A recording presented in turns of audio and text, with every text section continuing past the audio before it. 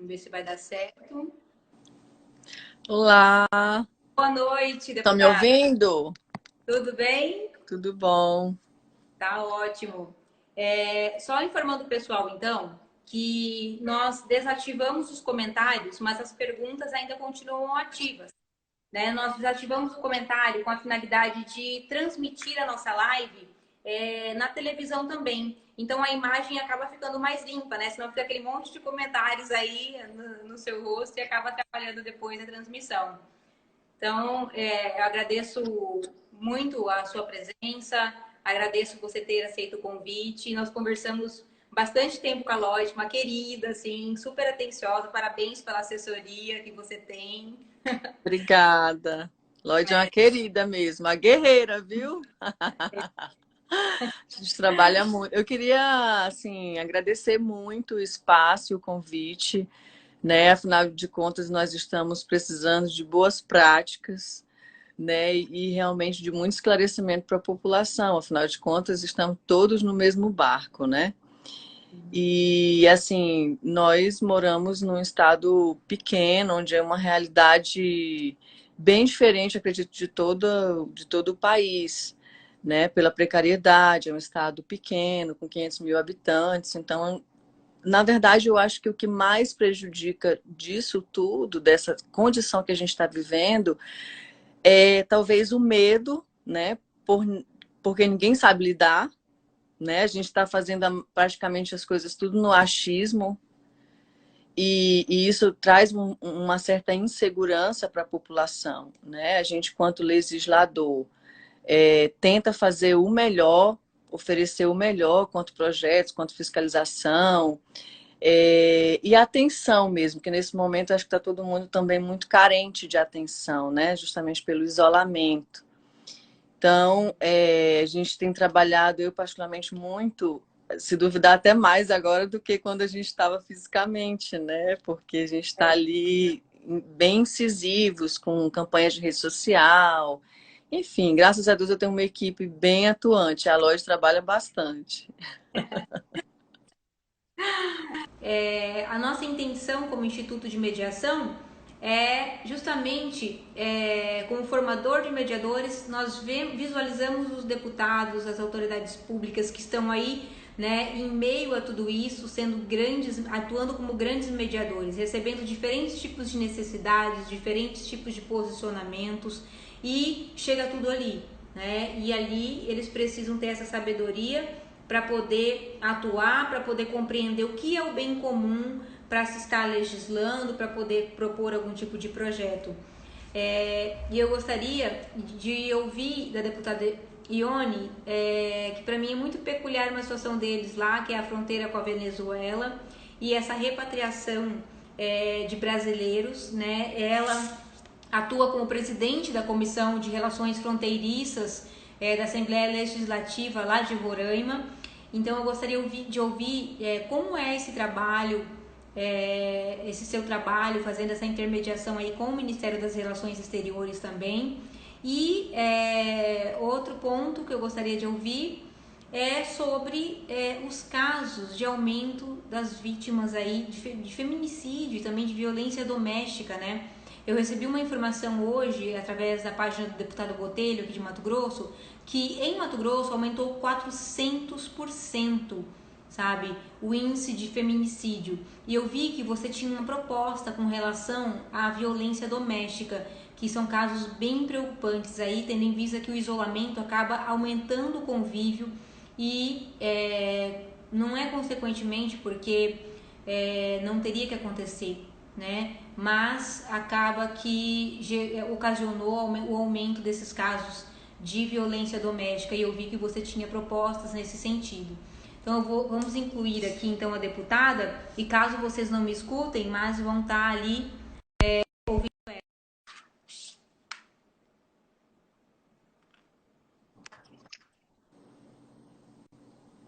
Então, agora acho que vai, né? Opa, Consegue me ouvir? consigo. Eu ouvi a questão da pergunta, né? Das duas perguntas.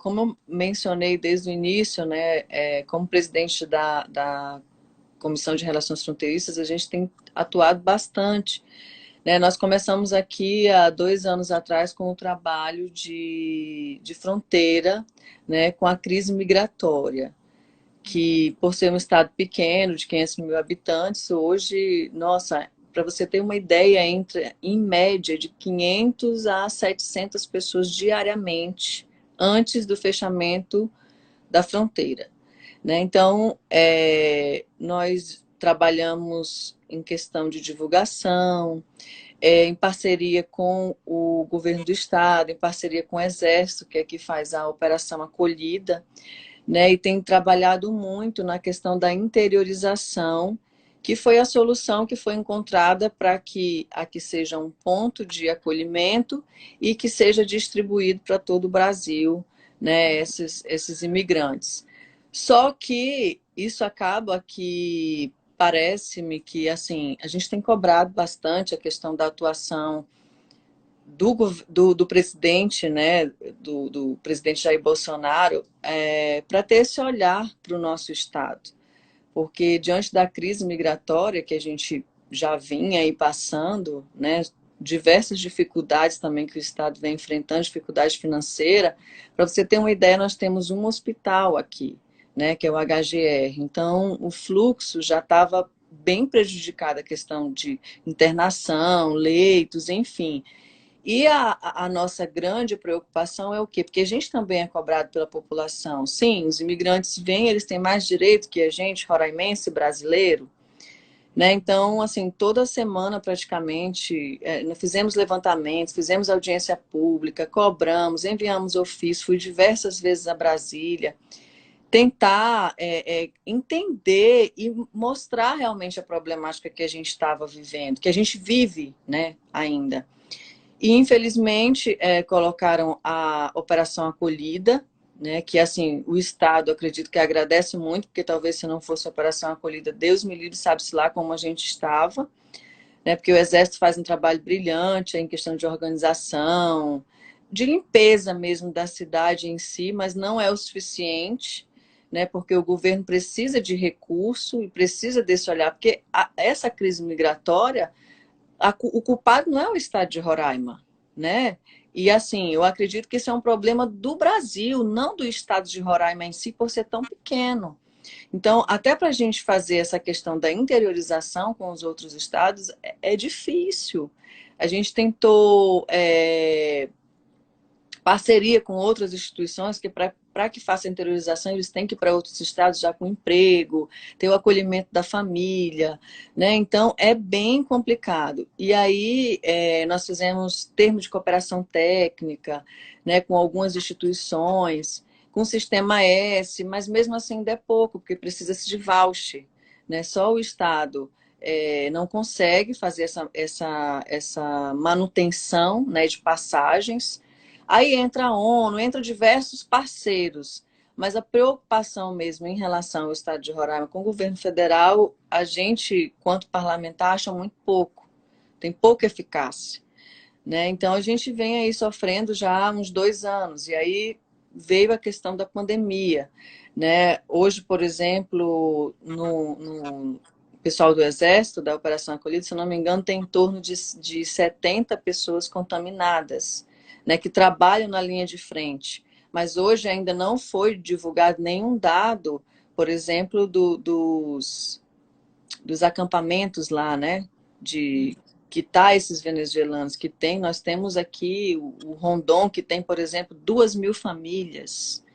E até agora não foi divulgado dados de que tem alguma pessoa infectada.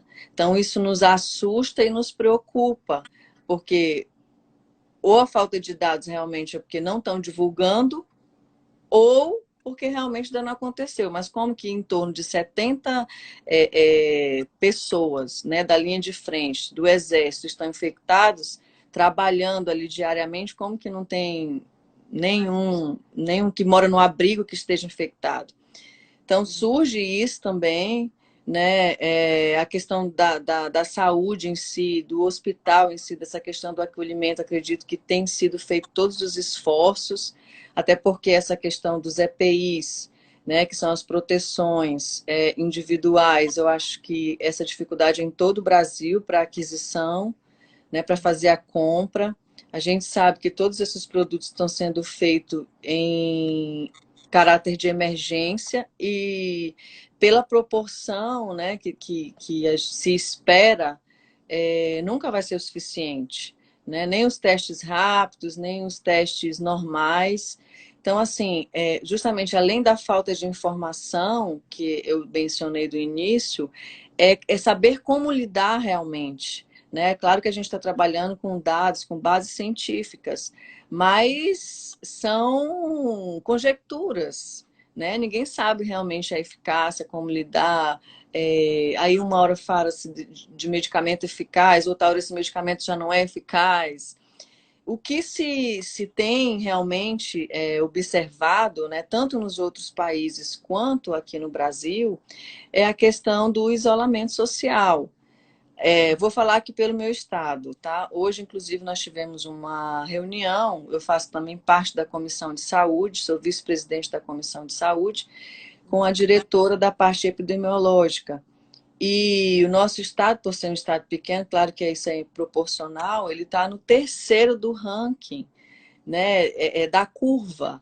Por quê? Porque as pessoas não estão respeitando, né? Por mais que a gente faça, tenho cobrado isso também do governo do estado, essa questão de divulgação mesmo, de conscientização das pessoas, porque ele é meio que a linha presidente da República, acha que as pessoas têm que abrir o comércio, têm que trabalhar, só realmente que a questão de isolação são as pessoas do grupo de risco, né? Então, meio que no início, quando a gente começou, né, a prefeita fez decretos, teve bastante obediência, mas agora não. Então, a gente percebeu que justamente pela essa má conscientização das pessoas, subiu muito. Hoje nós iniciamos ali com 2, 3 casos, hoje estamos com 407, né? E 3 óbitos, graças a Deus. Mas uma outra nossa preocupação também quanto à fronteira é ali Manaus, né? Que nós temos a barreira do Jundiá, que não pode ser fechada, inclusive o prefeito de lá fez essa manifestação. Nós também enviamos documentos solicitando, fazendo indicação que o governo do estado se manifestasse, mas infelizmente já tinha sido bloqueado para ônibus e transportes, só que passasse transportes com alimentos, né, caminhões, com ônibus não foi bloqueado, só que lá, aqui nosso estado vizinho, as pessoas estão morrendo, né? Hoje, por exemplo, eu estava vendo, hoje foi o pico de 140 mortes, né, num estado aqui vizinho, onde as pessoas estão buscando ajuda, então passam lá pela barreira. E é a nossa grande preocupação também aqui, né? Que a gente também não tem esse suporte todo. O município lá vizinho, ele só tem um respirador, e hoje eu soube que realmente os casos graves, eles têm que vir para cá, porque nós temos somente uma UTI no estado. Então, é bem preocupante e a população não se deu conta ainda, né, de que a gente realmente que leve a sério. Acha que é brincadeira, que não vai acontecer, e a gente está, esse descrédito em si do isolamento social é que faz com que tenha aumentado muito os casos no nosso estado. Eu acho que é meio geral isso, né? Eu comentava até com outro deputado esses dias que parece que muitas vezes a gente só aprende na dor quando chega num ponto e não tem mais o que se fazer, só se vê mortes. Então, infelizmente, quando a situação está tranquila, a gente não vê tanto cuidado da população, infelizmente, né? É aquela questão de você só vai saber realmente quando começar, Deus me livre, falecer alguém da família, alguém muito próximo, é que parece que a ficha vai caindo, né? Enquanto isso, as pessoas estão brincando, estão correndo na rua, estão fazendo reunião particular. E aí foi justamente isso que eu cobrei do governo, porque até outro dia também o governo já tinha feito um decreto convocando os servidores da Casa Civil para voltar ao trabalho, né? Foi quando realmente começou a aparecer as mortes. Graças a Deus, aqui de 407, nós temos 3 óbitos até o momento, né? Graças a Deus. Mas segundo dados, é que essa curva realmente se intensifique e aumente, né? Então, ou seja, a gente sabe que nós temos, como eu mencionei no início, apenas um hospital, nós temos um hospital de campanha, mas que não, assim, se intensificar mesmo é aquela questão de escolher quem vai sobreviver, infelizmente, que é o que já está acontecendo em Manaus. E outra questão também que você mencionou foi a questão da repatriação, né? Temos feito um trabalho junto ao Ministério de Relações Exteriores, do Itamaraty, né? Tinha umas aeronaves que já estavam na programação, por exemplo, tinha servidores, porque a embaixada lá da Venezuela foi fechada, e aí a FAB foi buscar, né, esses servidores, fez a repatriação, já estão aqui já há 2 semanas, como também tivemos vagas num voo do Uruguai, que teve tanto brasileiros quanto pessoas do estado, se eu não me engano, do Amapá, de Macapá. E que também chegaram lá, né? Tanto roraimense quanto do Amapá, como também outros brasileiros que ficaram em Brasília. Então, a gente recebe muitos pedidos pela rede social pedindo ajuda, porque lá está em calamidade mesmo de falta de alimentação, internet, transporte, combustível, remédio, né? Então, a gente recebe muitos áudios assim que é de espantar mesmo e de cortar o coração. E a gente diz assim, nossa, o que nós vamos fazer? Porque a gente, quanto parlamentar estadual, a gente é muito limitado e tudo depende do governo federal. Acredito que não só a questão da Venezuela, mas de todo o mundo, né, tá essa cobrança para que as pessoas que queiram regressar, voltar, tenham esse apoio do governo federal. Mas aqui nós temos essa problemática, né, com o país vizinho, justamente por essa falta de alimento, falta de água, falta de medicação. Então, seria um olhar com mais urgência, né, diferente de outros países. Então, a gente faz de uma forma oficial, entra em contato com alguns colaboradores, alguns servidores que têm nos unido bastante, nos dado ouvido a esta causa. Então, a gente recebe muitos pedidos pelas redes sociais, disponibilizamos, né, o passo a passo, como fazer, o primeiro contato, o site do Itamaraty, um telefone, como também disponibilizamos um telefone que tem um assessor dando orientação a essas pessoas. E também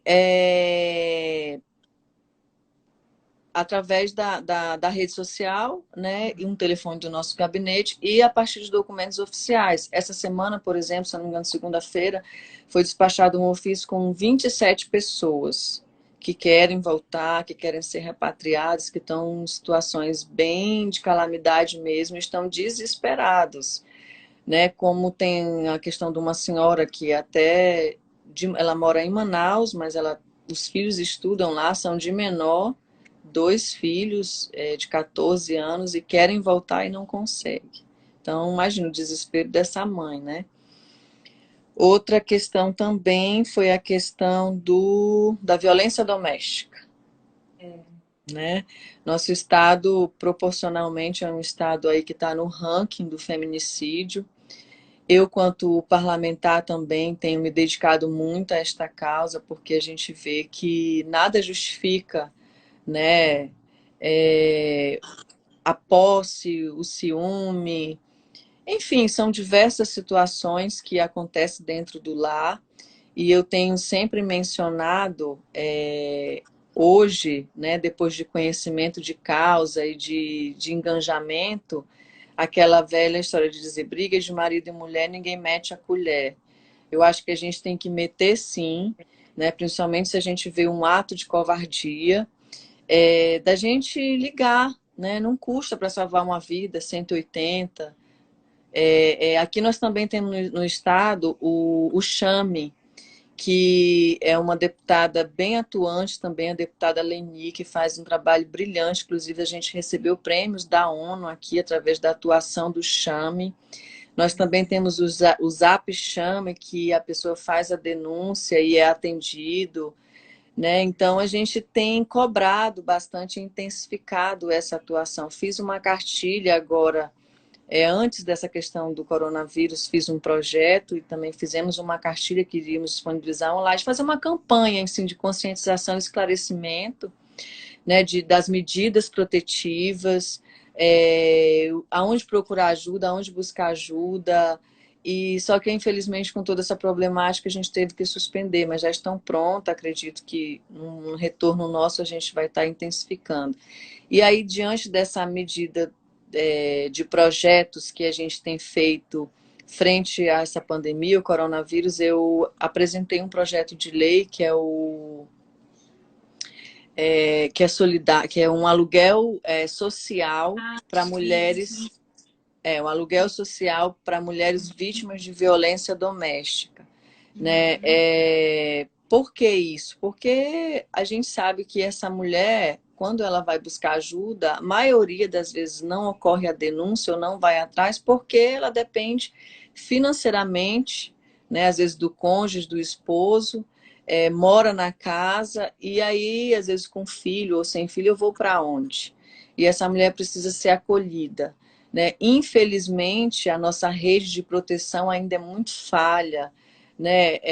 Aqui também a gente tem cobrado e apresentado também propostas e indicações para que essa rede de acolhimento, a partir do momento que essa mulher vá fazer a denúncia, vá numa delegacia, que essa mulher seja acolhida também só por mulheres ou pessoas capacitadas. Para quê? Para que não haja chacota, não haja dúvida, e que essa mulher não chegue, né, a ser atendida e cause o desconforto para ela. Imagina se essa mulher chega lá, muitas vezes o psicológico completamente, que a gente não sabe, às vezes de anos, né, sendo agredida, a família exposta, os filhos convivendo naquele ciclo de violência, ela vai estar completamente desajustada psicologicamente. E muitas vezes ela ainda se coloca, além de vítima, de culpada, né? A pressão psicológica, porque a violência não é só a violência física, ela é a violência psicológica, ela é a violência financeira, ela é a violência patrimonial. E às vezes a pressão psicológica é tanta que ela ainda se acha a culpada, né? Muitas vezes, como é que essa mulher, diante de uma sociedade, leva um casamento, leva um relacionamento, e ela vai ter coragem de enfrentar essa mesma sociedade onde ela mostra padrões morais, de ética, né? de família feliz, e ela vai ter coragem de romper essa barreira e denunciar, né, o pai do seu filho, o provedor do lar.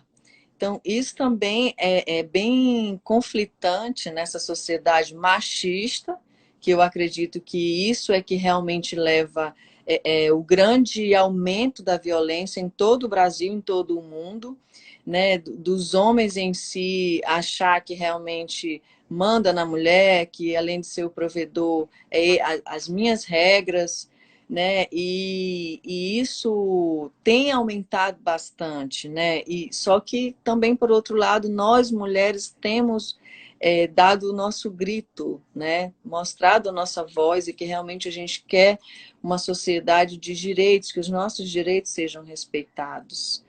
Mas estamos aí na luta, né? Esse projeto já passou em comissão. Amanhã vamos ter sessão e com certeza vai ser aprovado pelo momento, né? Como também outros projetos que a gente apresentou, como o uso de máscara, né? Que a gente acredita que pode diminuir um pouco a questão do vírus, né? Da contaminação. Então, a gente tem tomado diversas medidas e apresentado vários projetos para realmente esse momento emergencial que a gente acredita que vai passar. E eu acredito que vai passar mais rápido se todo mundo colaborar, né? E realmente acreditar no que está acontecendo, né? Porque eu percebo muito, assim, e não de pessoas tão longe de mim, que estão tão ligadas em notícias, tão ligadas em números de mortes, em números de contaminados, mas quando recai sobre si a responsabilidade, na hora de sair nas ruas, na hora de conversar com alguém, não está tomando esse cuidado. Então, eu penso que não adianta a gente estar preso num consumismo de informação negativa e quando vem para nós a responsabilidade, a gente não está sabendo o que fazer, né? Então, o pouquinho que passa, mas a parte de cada um do autocuidado é cuidar do outro também, né? Como também as pessoas, a população em si cobra muito, porque assim, a gente, quanto legislador estadual, a gente fica mais na base da fiscalização, né? E os nossos projetos em si, a gente tem que ter muito cuidado quanto à questão da inconstitucionalidade, né? Realmente a eficácia do projeto. Então, a gente é muito cobrado também quanto a isso, por quê? Porque a gente também é limitado, o nosso eu sempre digo que a gente trabalha, nosso instrumento, nossa ferramenta de trabalho de deputado estadual é a língua, né? Porque a gente fala, a gente cobra, a gente vai atrás, a gente fiscaliza, a gente indica, mas quando parte realmente para a eficácia de projetos a gente tem muitos, né? A gente às vezes acaba caindo na questão da inconstitucionalidade, né? De não interferir no executivo.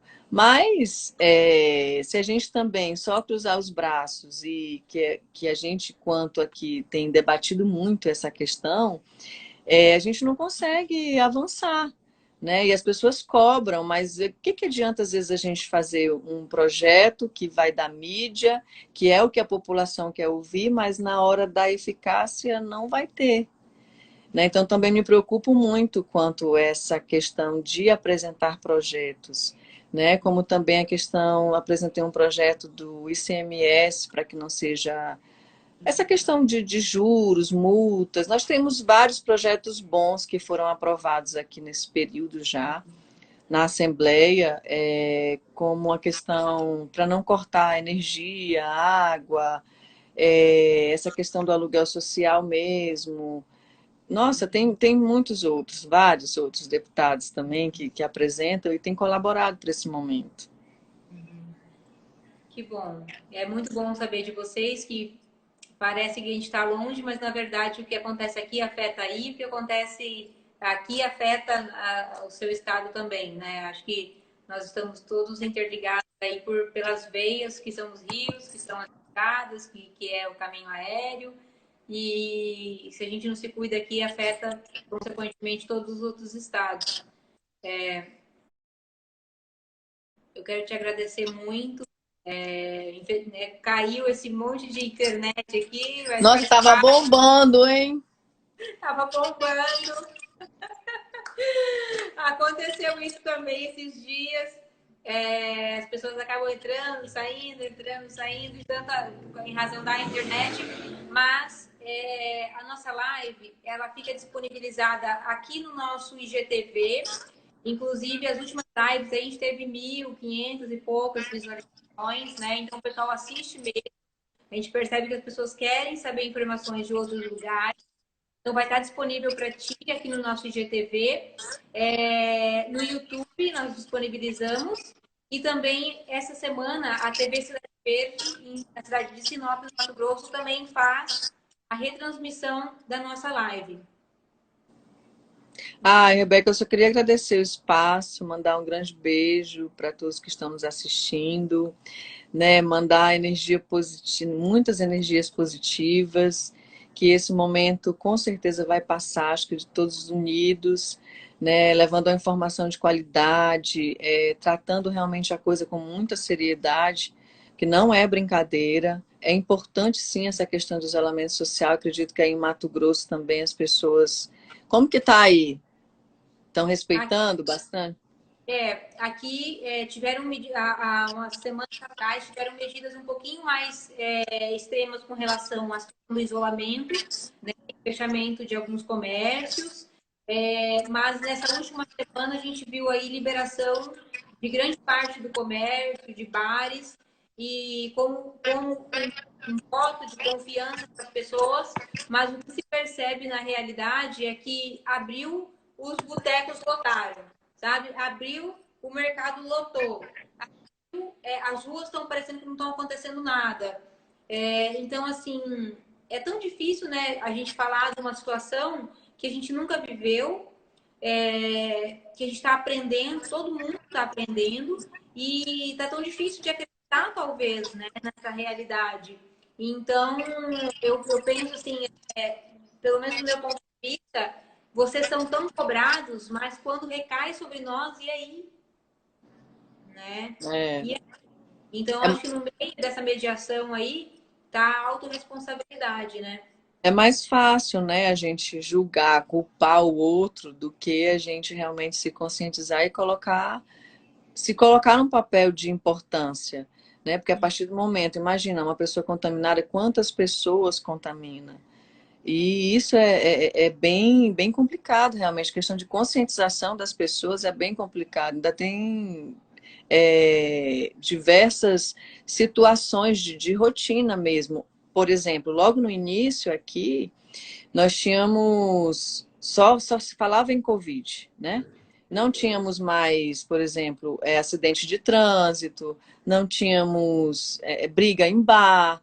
Então, deu esvaziou assim o hospital, né, para que as pessoas estavam conscientes. Agora não, agora os problemas não pararam de acontecer.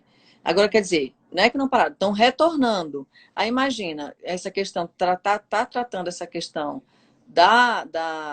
do contágio e ainda mais essas pessoas que estão chegando, né, esfaqueadas por conta de briga de bebida, acidentes de trânsito, porque as pessoas não se conscientizam.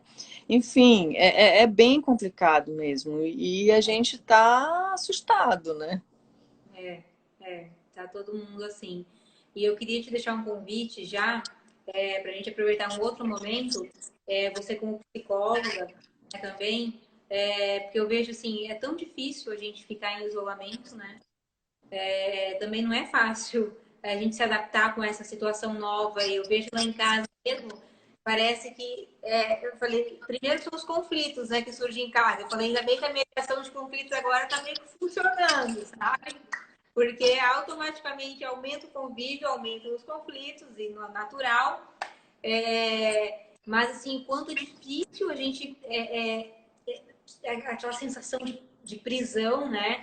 Então, eu gostaria de conversar contigo também numa outra oportunidade, o teu olhar de psicóloga sobre isso, sabe?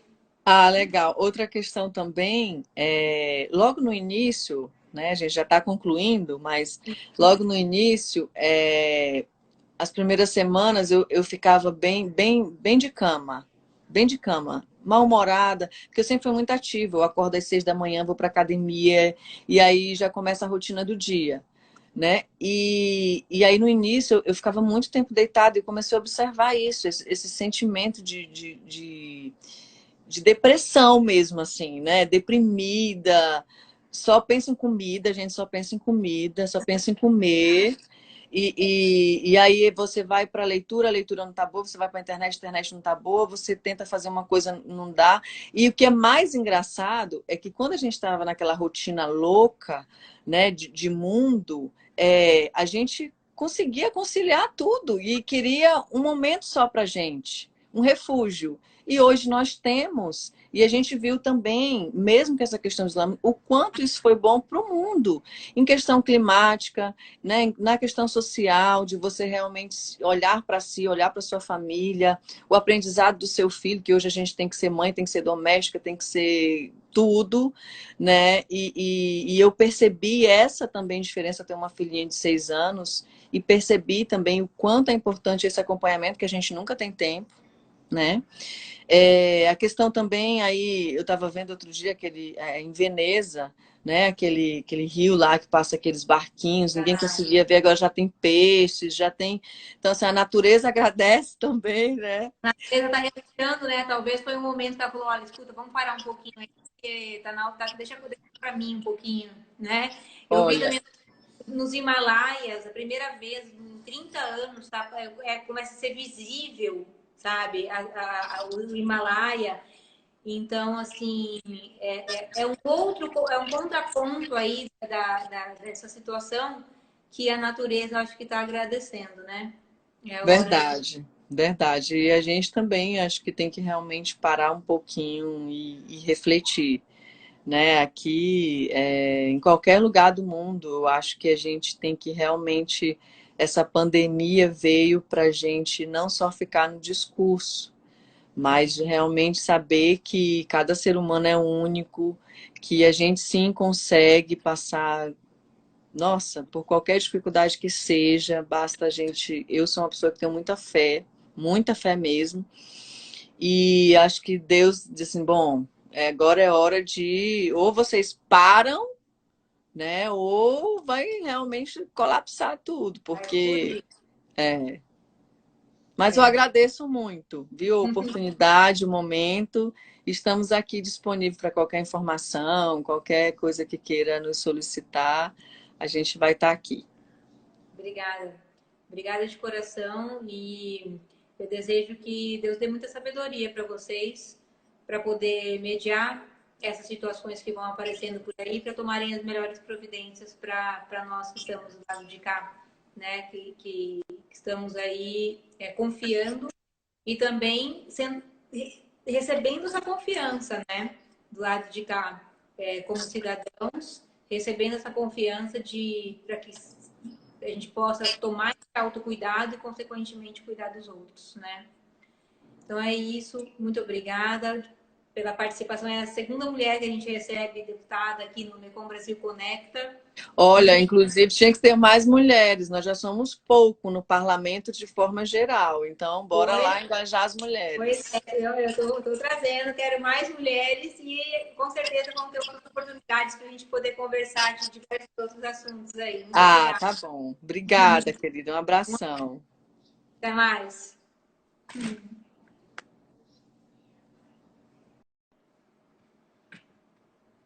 É isso aí.